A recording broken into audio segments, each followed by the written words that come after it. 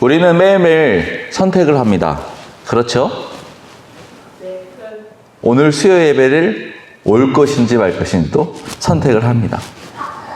선택에 따라 다르겠지만 어떤 선택은 단순한 선택일 수도 있지만 어떤 선택은 정말 중요한 선택, 평생의 약속이 될 수도 있습니다. 단순한 선택은 뭐가 있을까요? 우리 아이들이 가장 많이 물어보는 거. 아침 뭐 먹어? 점심 뭐 먹지? 그럼 엄마는 뭐 합니까? 선택을 합니다. 무엇을 먹을 것인지. 매일매일, 단순하지만 매일매일 하죠. 그럼 중요한 선택은 무엇입니까? 평생의 약속. 어떤 것이 있을까요? 결혼이죠. 그렇죠? 배우자에 대해서 선택을 합니다. 한 번의 선택으로 평생을 함께 합니다. 사모님도 그 선택에 만족하고 계십니까? 아멘. 아멘이라고 하셨습니다. 한 번의 선택이 이렇게 중요한 것입니다. 남녀가 둘이 만나 처음 프로포즈 할 때 그 선택은 그렇게 무겁게 느껴지지 않습니다. 하지만 결혼하고 자녀를 낳고 그리고 점점 나이가 들수록 그 선택의 무게는 점점 무거워지죠. 다시 말해 그에 따른 책임이 따른다는 것입니다. 우리가 결정하는 모든 선택은 책임이 따릅니다. 전혀 몰랐던 한 사람을 만나는데 그런데 그 한 사람을 선택하면 그 한 사람을 지켜야 할 책임이 따르는 것입니다. 이쁜 자녀가 생깁니다. 그러면 자녀를 어떻게 해야 됩니까? 잘 키워야 할 책임이 따르는 것입니다. 이처럼 우리에겐 선택도 중요하지만 그거에 대한 책임도 중요합니다. 오늘 말씀은 가인과 아벨의 이야기입니다. 대부분 아실 겁니다. 하지만 가인에게 오늘 좀 더 집중해서 함께 나누기를 원합니다. 아담과 하와의 아들인 가인과 아벨, 그들은 하나님께 제물을 드립니다. 하나님은 아벨의 제물은 받으시고 가인의 제물은 받지 않으십니다. 이에 가인은 아벨에게 분노와 시기를 합니다. 가인은 결국 분노를 참지 못하고 동생 아벨을 죽이죠. 하나님은 가인에게 그의 죄를 물으시고 그를 저주하지만 동시에 그를 보호하십니다. 가인은 에녹이라는 도시를 세우고 그의 후손들은 기술과 문화를 발전시키죠. 하지만 라멕은 폭력을 자랑하며 더욱더 죄악에 깊어집니다. 반면 아담과 하와의 셋째인 셋이라는 아들을 통해 셋의 후손들은 하나님을 찾고 경배하는 삶을 이어갑니다. 그래서 오늘 말씀은 선택과 책임이라는 사항을 중심으로 가인을 중심으로 함께 나누기를 원합니다. 우리는 매주 예배로 제사를 드립니다. 오늘도 제사를 드리고 있죠. 여러분은 지금 가인의 제사를 드리고 있습니까? 아니면 아벨의 제사를 드리고 있습니까? 지금 이 순간은 하나님께 드려지는 제사입니다. 여러분은 하나님께 드릴 때 무엇을 가장 중요하게 생각하십니까? 한 번도 빠지지 않는 예배에 참석하는 그 마음을 중요하게 생각하십니까? 아니면 교회 안에서 하나하나 헌신하는 그 자세를 중요하게 생각하십니까? 아니면 하나님께 드려지는 그 헌물을 중요하게 생각하십니까? 우리는 각각 하나님께 드리는 그 제사에 대한 선택을 할 수 있습니다. 혹시 억지로 보여주기식으로 드리는 성도들 있지 않습니까? 아니면 일주일 동안 감사의 제목을 생각하면서 기쁨으로 드려지는 그런 예배가 드려지는 성도들도 있지 않습니까? 중요한 것은 어떤 제사를 드리냐, 그 선택은 누가 하죠? 각각 우리가 한다는 것입니다. 그리고 그 선택의 책임도 각각 우리에게 있다는 것입니다. 3절에 세월이 지난 후에 가인의 땅의 소산으로 제물을 삼아 여호와께 드렸고 아벨은 자기도 양의 첫 새끼와 그 기름으로 드렸다고 말씀하고 있습니다. 지금 가인과 아벨의 제물이 다름을 알 수 있습니다.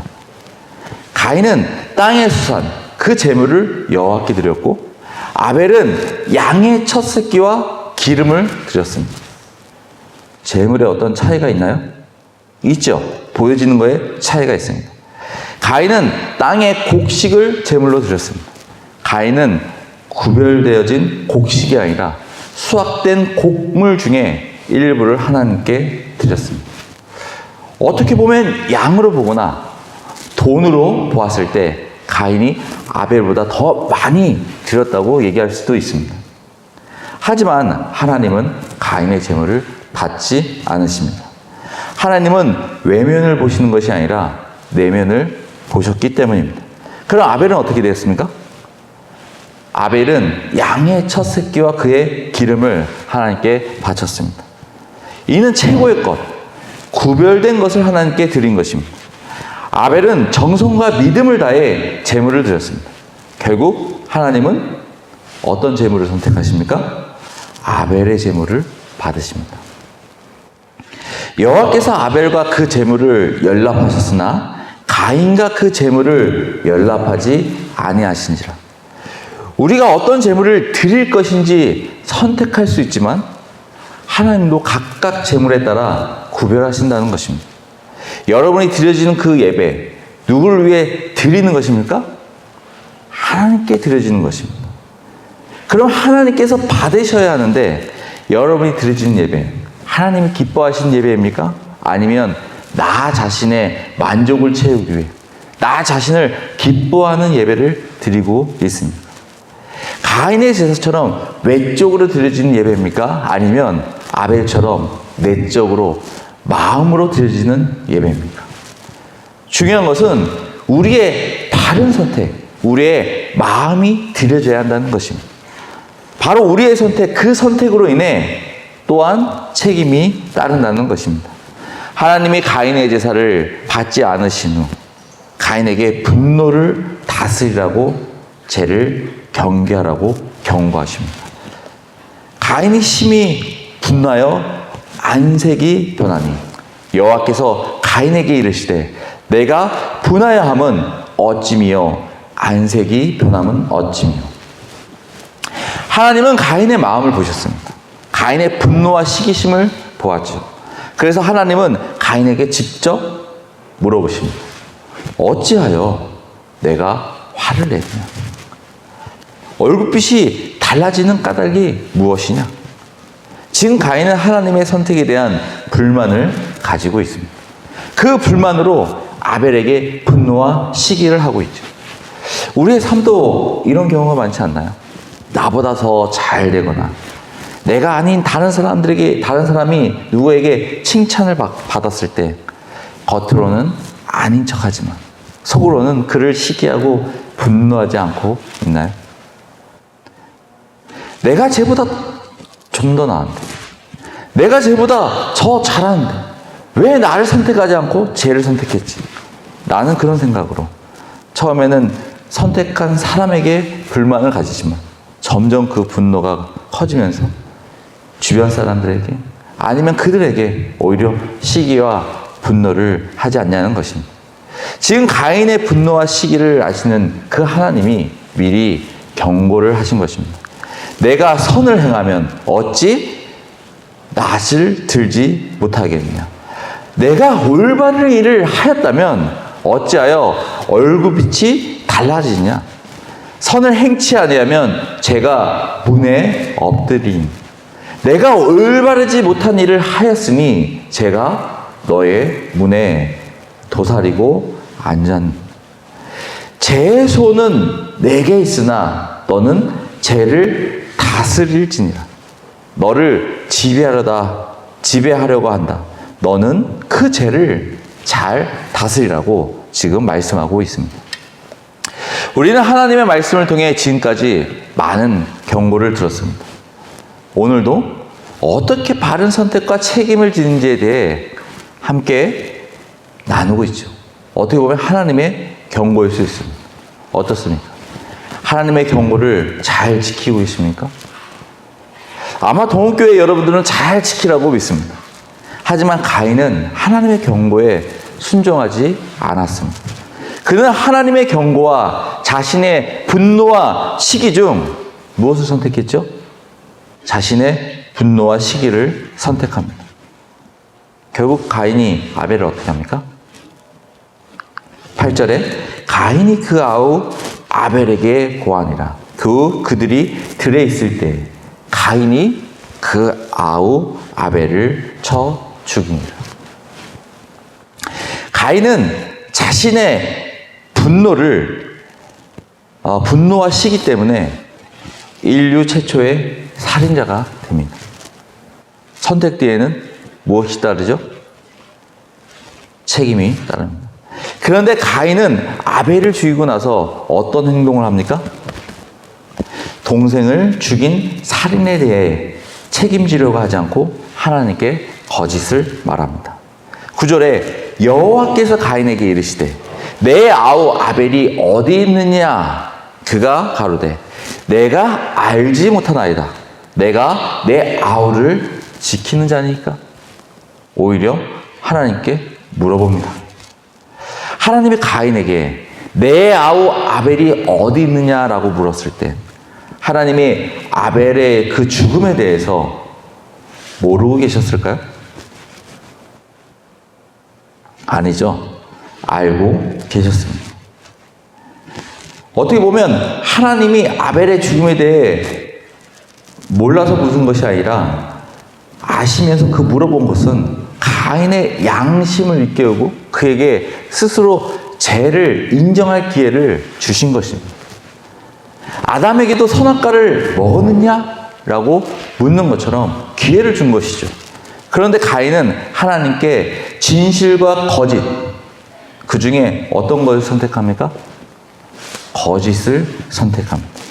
그리고 내가 내 아우를 지키는 자니까 라고 말하며 무책임한 태도와 냉소적인 마음을 드러냅니다. 가인은 자신의 죄를 감추려 했을 뿐 아니라 하나님 앞에서 자신의 책임을 부인한 것입니다. 하나님의 가인에게 어떻게 합니까? 저주하십니다. 그리고 선택에 대한 책임을 지라고 하죠. 살인자에게 주는 그 처벌, 거짓말에 대한 그 처벌, 회개하지 않은 그 처벌, 그것을 하나님께서 가인에게 주십니다. 뭐라고 얘기하십니까? 이제 내가 땅에서 저주를 받을 것이다. 내가 밭을 갈아도 땅이 이제는 너에게 효력을 더 나타내지 않을 것이다. 너는 이 땅 위에서 쉬지도 못하고 떠돌아 다니게 될 것이다. 라고 말씀하십니다. 여러분, 가인의 잘못에 대한 처벌이 어떻습니까? 약하다고 생각하십니까? 강하다고 생각하십니까? 하나님이 가인에게 처벌한 것은 굉장히 약한 처벌이었습니다. 왜냐? 우리는 성경 말씀을 통해 하나님의 일관성을 배우고 있습니다. 하나님은 살인한 자에게 어떤 책임을 따른다고 말씀하고 있죠? 우리는 십계명 6번째에서 살인하지 말라라는 하나님께서 주신 그 생명과 존중에 대한 그 보호의 책임을 주심을 알 수 있습니다. 그리고 민수기 35장에서 의도적인 살인은 사형으로 책임을 다하라고 말씀하고 있습니다. 살인자 자신도 생명을 잃음으로써 자신의 죄에 대해 책임을 지라는 것이죠. 어떻게 보면 하나님이 가인에게 또 다시 기회를 준 것입니다. 꼭 누구를 보는 것 같습니까? 자녀들을 키우는 부모의 마음인 것 같습니다. 우리는 자녀가 어떤 잘못을 하여도, 어떤 거짓말을 하여도, 어떤 선택을 하여도 부모님 어떻게 하십니까? 회초리를 들지만 그 이상은 오히려 감싸주고 안아줍니다. 지금 살인자 가인에게 하나님은 오히려 자비와 사랑을 보여주고 있는 것입니다. 13절에 가인이 하나님께 말합니다. 이 형벌은 제가 짊어지기에 너무 무겁습니다. 제 입에서 막 욕 나올 것 같습니다. 그 정도로 가인의 태도가 굉장히 불성실하죠. 하나님은 지금 살인에 대한 처벌을 약하게 해주셨는데 오히려 그 형벌이 무겁다고 말하면서 그 형벌이 시작되지도 않았는데 오히려 겁에 질러 오늘 이 땅에서 저를 쫓아내시니 하나님을 뵙지도 못하고 이 땅에도 치지도 못하고 떠돌아다니게 될 것입니다. 그렇게 되면 저는 만나는 사람마다 저를 죽이려고 할 것입니다. 라고 말하면서 가인의 그 태도를 볼 수 있습니다. 비겁하죠. 이 또한 가인의 선택이었습니다. 가인의 죄에 따른 정당한 형벌을 받아들일 것인지 아니면 그 형벌에 대해 부당하다고 받아들일 것인지야 가인의 선택이었다는 것입니다. 지금 하나님은 가인에게 계속적으로 기회를 주고 있습니다. 바른 선택에 기회를 주고 있는 것이죠. 그런데 가인은 끝까지 자기 중심적으로 자기 이익을 위해 선택하고 있습니다.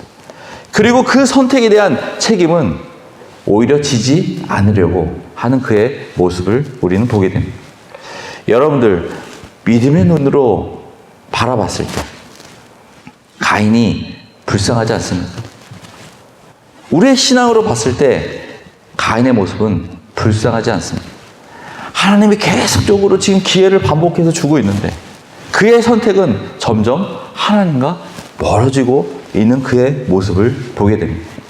하나님이 가인에게 경고한 것처럼 죄의 지배를 받고 무너지고 있는 그의 모습을 우리가 보게 되는 것입니다. 여기서 죄가 무엇입니까?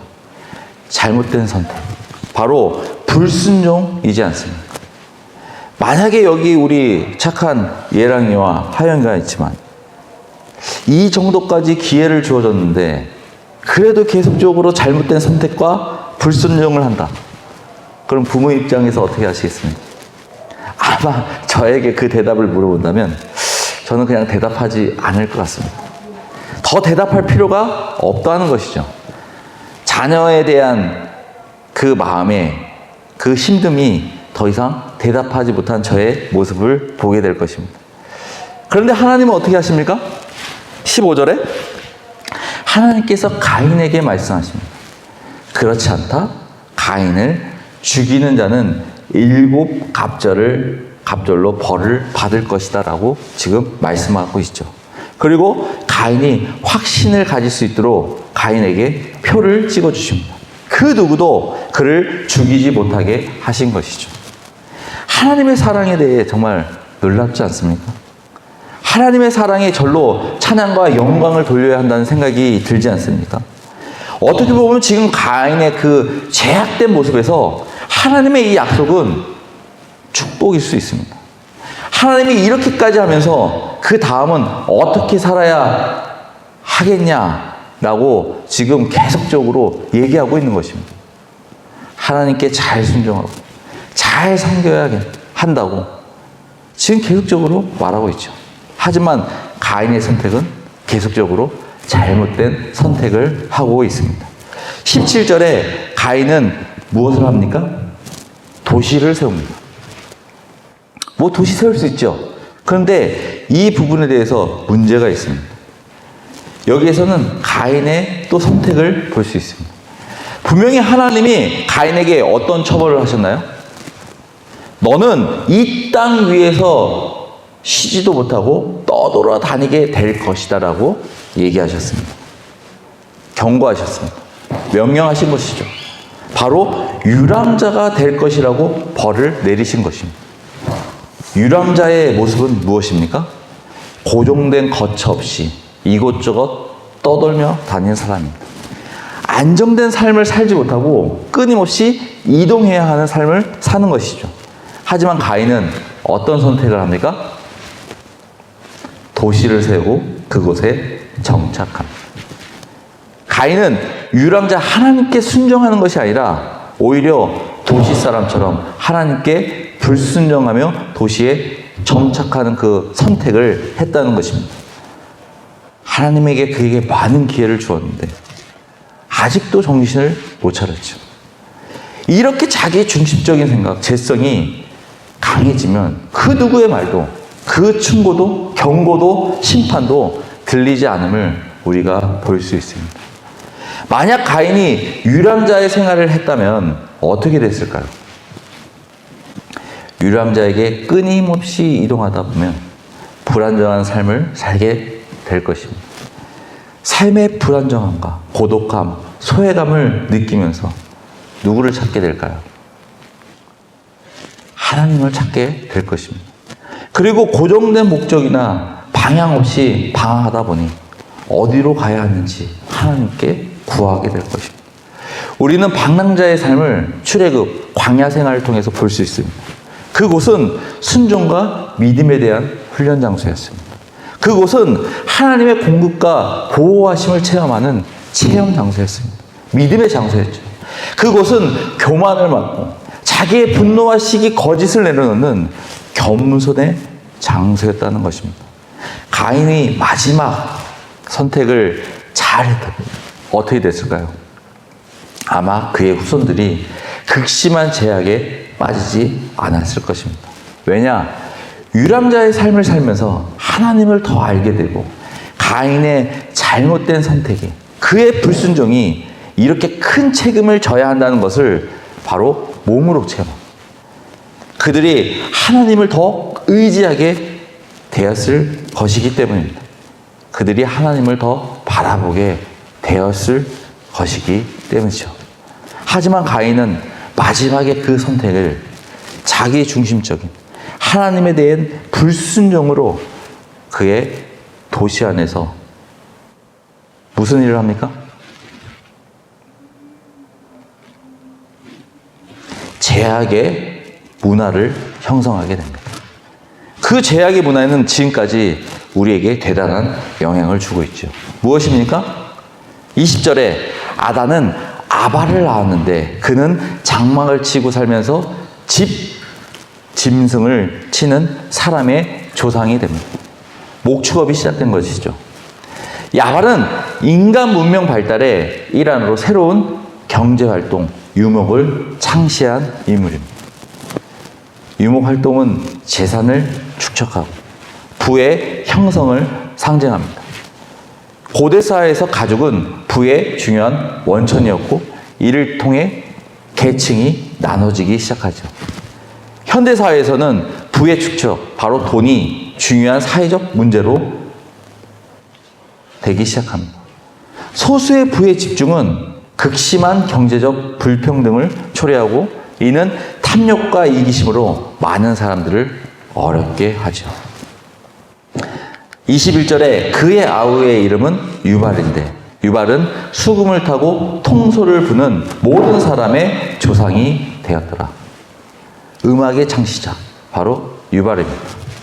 가인의 후손에서 시작된 것이죠.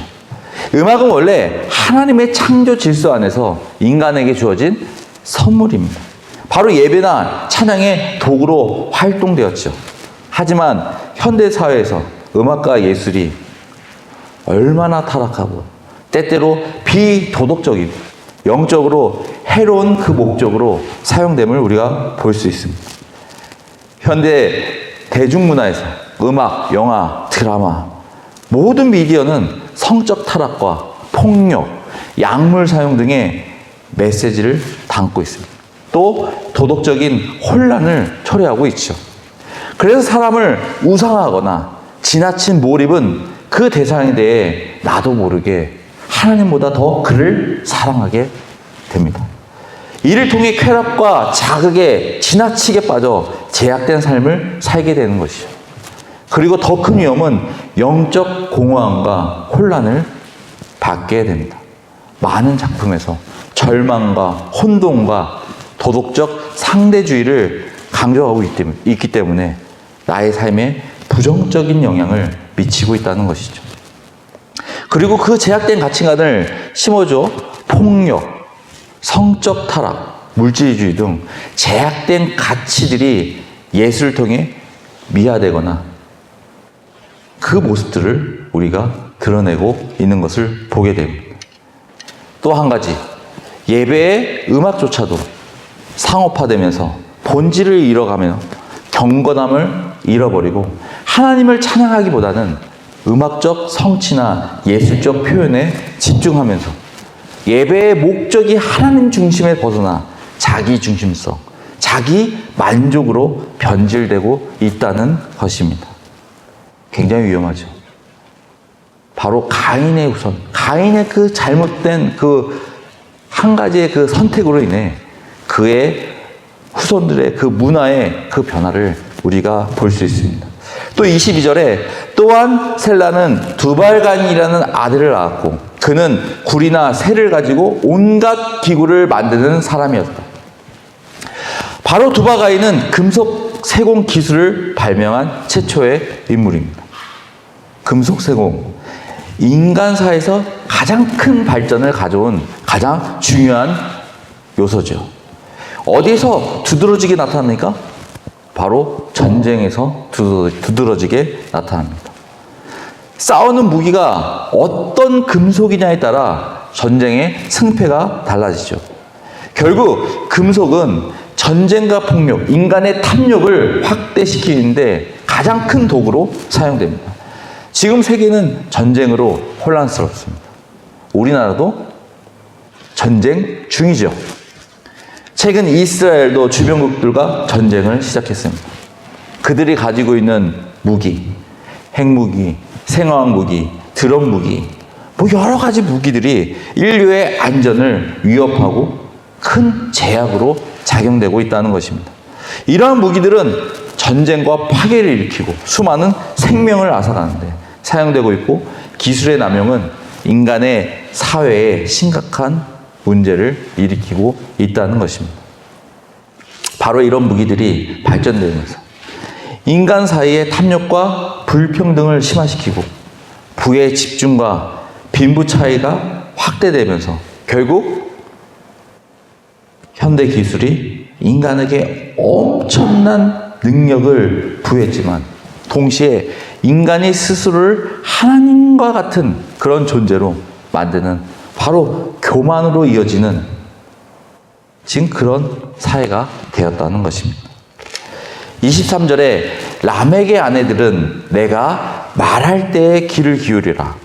나에게 상처를 입힌 남자를 내가 죽였으니 나를 상하게 한 젊은 남자를 내가 죽였다. 가인을 해친 벌이 7갑절이면 라멕을 해치는 벌은 77갑절이라. 지금 라멕은 자신의 폭력을 어떻게 하고 있죠? 자랑하고 있습니다. 두 사람을 죽였다고 지금 자랑하고 있죠. 가인의 후손은 단순한 살인이 아니라 그 행위를 지금 자랑하고 있습니다. 이는 인간 사회에서 폭력과 제약이 점점 더 심화됨을 볼 수 있습니다. 가인의 살인은 인간의 타락의 시작이었지만 라멕은 그 폭력성을 더 확대시키고 있습니다. 자기 중심성의 그 복수와 보복을 당당하게 지금 주장하고 있는 것입니다.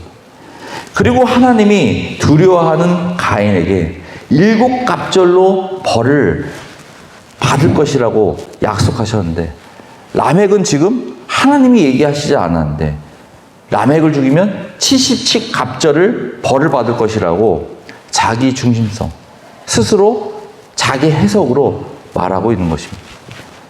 단순한 보복의 정도를 넘어서서 과도한 복수와 교만과 제약의 확대를 말하고 있는 것이죠. 인간이 하나님의 공이 되신 자신의 욕심과 힘을 의지하고 그 결과 폭력과 제약이 얼마나 크게 퍼질 수 있는지를 지금 보여주고 있는 것입니다. 어떻습니까? 가인의 그 잘못된 선택이 결국 제약의 문화를 만듭니다. 그로 인해 인류가 제약된 세상, 폭력적인 세상, 교만한 세상, 복수의 세상, 자기 중심적인 세상, 하나님께 불순종한 세상이 되어졌다는 것입니다. 끔찍하지 않습니까? 한 사람의 그 선택이 얼마나 중요한지 보여주고 있는 것입니다. 그리고 그 한 사람의 선택에 대한 그 책임이 얼마나 중요한지 보여주고 있는 것입니다. 그럼 우리는 어떻게 해야 합니까? 지금 이 제약된 문화 안에서 살고 있는데 우리는 어떤 자세를 가져야 합니까? 아담이 자기 아내와 동침하여 마침내 그의 아내가 아들을 낳았는데 하나님이 가인에게 죽은 아벨 대신에 다른 씨를 나에게 허락하셨다. 그의 아내는 아이의 이름을 셋이라 하였고 셋도 아들을 낳고 아이의 이름을 에노스라고 합니다. 그때 비로소 사람들이 주님의 이름을 불러 예배하기 시작합니다. 제약의 씨가 아닌 다른 씨를 선택해야 합니다. 여러분들 다 구원 받으셨죠? 우리는 새로운 씨를 받았습니다. 새로운 삶을 살고 있죠. 누구 때문에 가능한 일입니까? 바로 예수 그리스도가 우리를 위해 죽으심으로 그 누구도 해결할 수 없었던 죄의 문제를 해결해 주셨다는 것입니다. 바로 죄의 사슬에서 해방해 주신 것이죠. 그리고 새로운 씨를 우리에게 주셨습니다. 그 안에 성령님이 함께 하고 있는 것이죠. 우리는 이제 제약된 나의 소리, 나의 중심적인 그 사고가 아닌 성령의 소리와 그 성령의 소리를 선택해야 하는 것입니다. 당연히 그 책임도 따르죠. 순간순간 우리는 선택의 가운데 있다는 것입니다. 아침에 일어나서 더 잘까? 아니면 말씀으로 시작할까? 오늘 날씨 좋은데 소풍이나 갈까? 아니면 교회에 갈까? 주일날 큰 행사가 있는데 돈을 벌러 갈까? 아니면 예배를 드려야 할까? 우리는 삶 속에서 많은 선택을 합니다. 여러분은 누구의 소리에 더 집중하고 계십니까? 또 누구의 소리에 더 손을 들고 계십니까? 가인의 잘못된 선택과 그 책임으로 우리는 제약된 도시와 제약된 문화를 보았습니다. 대단하지 않습니까? 무섭지 않습니까? 아주 간단한 선택이라고 생각했는데 순간적으로 나 자신을 위한 그냥 선택이었는데 이에 따른 그 책임은 어마어마함을 우리가 볼 수 있습니다. 우리의 선택. 먼저 성령의 소리를 들으십시다. 성령과 소통합시다. 하나님이 주신 그 자유의지, 그 선택을 나를 저주하는 데 쓰는 것이 아니라 하나님께 영광 돌리며 사용하는 여러분과 제가 되길 바랍니다. 이 시간 잠시 반주에 맞춰 기도하길 원합니다.